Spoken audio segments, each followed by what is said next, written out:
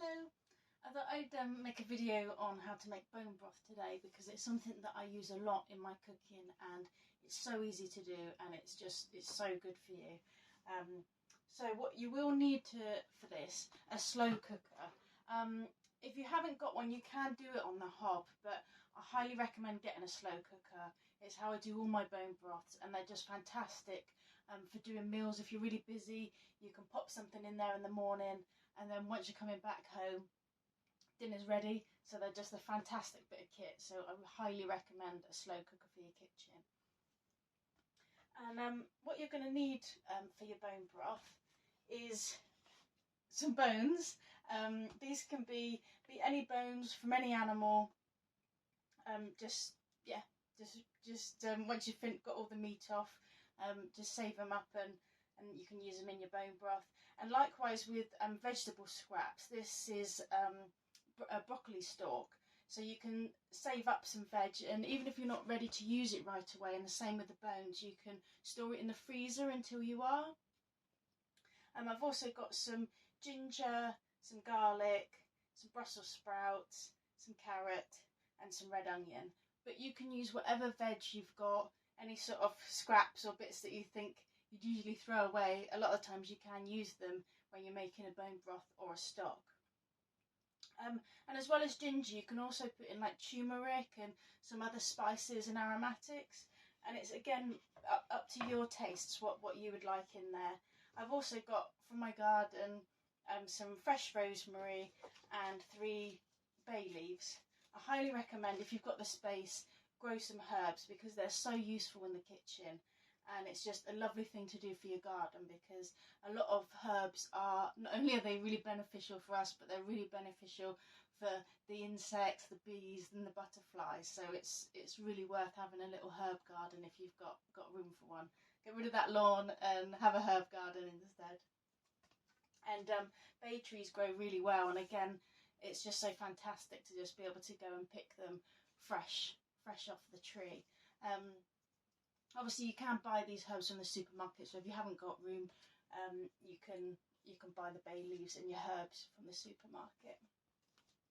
And also salt and pepper as well, good quality sea salt, get your minerals in.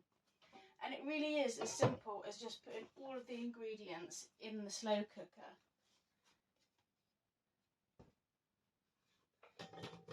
Carefully does it, so it doesn't all go on the side.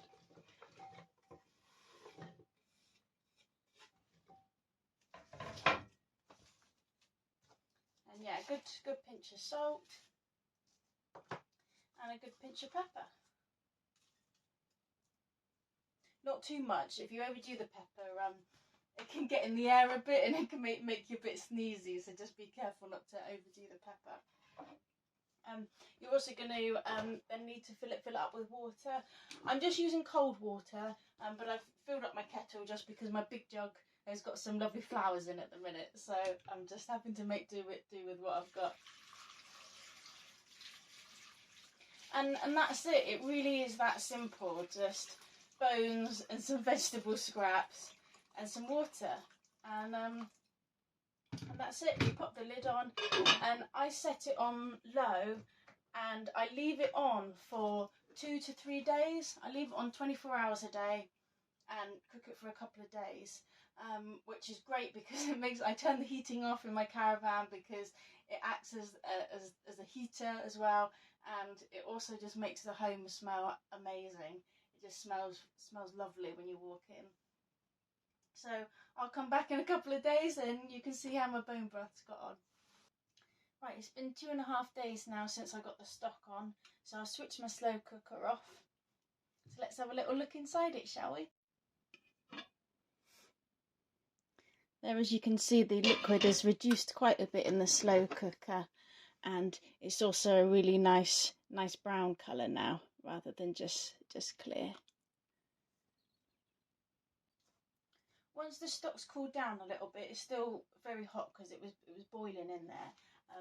So I'm just going to leave it to cool a little bit, and then once it has, I'm going to pour it through this sieve into this bowl, and that's all you need, just a sieve and a big enough container for the liquid to go into.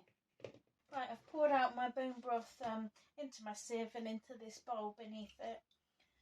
As you can see, there's just the bits of vegetables and bones that are left, and you know you've cooked it really well because the bones are just incredibly soft and sort of break very easily and just sort of crumble really in your fingers. And then once all that's drained through, you can store this stock, this broth, in the fridge.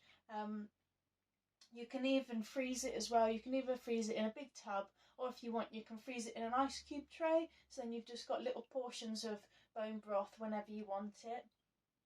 And this broth is just fantastic if you're making your own soups. It's also wonderful for cooking rice in, because then you've got all the goodness and all of the flavour of the broth, and it just makes rice really delicious. And it's just such a versatile thing, and you can always just warm some up and have it as a really nice warming drink as well, just knowing that it's just chocked full of goodness in there. So hope you've enjoyed this video and it's inspired you to have a go at making your own broth and making the most out of any vegetable scraps or any bones that you've got lying around. Thanks for watching.